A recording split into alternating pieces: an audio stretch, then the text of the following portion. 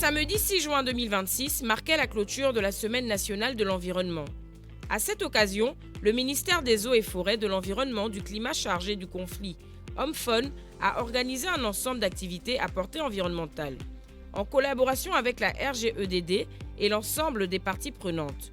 Unissant leurs forces à celles des agents de Clean Africa, les institutions ainsi mobilisées ont mené une opération d'envergure.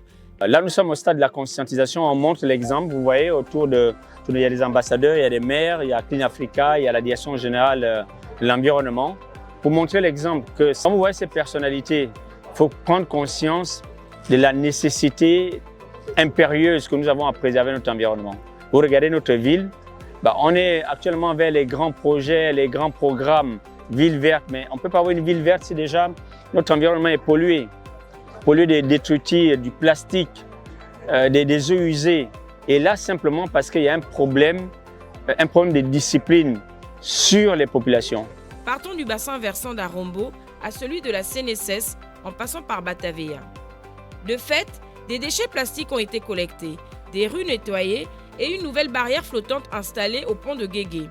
Tout cela en posant des panneaux de sensibilisation. Cette action a été l'occasion pour les acteurs de se projeter sur des rencontres spéciales visant à trouver des solutions pour un assainissement efficace des bassins versants de la ville. Regardez ces bassins versants, les gens jettent des détritus à l'intérieur. Ça coûte quoi de prendre son plastique, de mettre dans un sachet, de le poser à un endroit où Clean Africa viendra récupérer? Ça coûte quoi? Ça coûte rien du tout. On amène les gens à comprendre les gros enjeux, les problématiques de ça. Et puis, ceux qui ne vont pas suivre cette conscientisation, ils vont simplement sanctionner. Tous les jours de la semaine doivent être la journée de l'environnement. Nous devons poursuivre cette action, cette sensibilisation et attirer l'attention des populations sur certains actes d'incivisme qui polluent l'environnement comme nous le voyons autour de nous. Tout ce que je peux dire à la population au niveau de Clean Africa, c'est de respecter les horaires de collecte de Clean Africa et de ne pas jeter leurs ordures n'importe quand et n'importe où.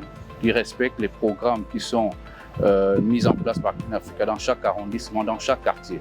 Et si ces programmes étaient respectés, vous verrez des changements, il y aura moins de déchets sur les voies publiques, il y aura moins de déchets ici sur les plages. Chère population, par nos actions, nous avons également la responsabilité d'aider ces organisations à mieux protéger nos quartiers, nos arrondissements, nos villes et notre environnement en adoptant des gestes simples mais efficaces, comme de ne pas jeter les déchets dans nos rues ou encore dans nos cours d'eau.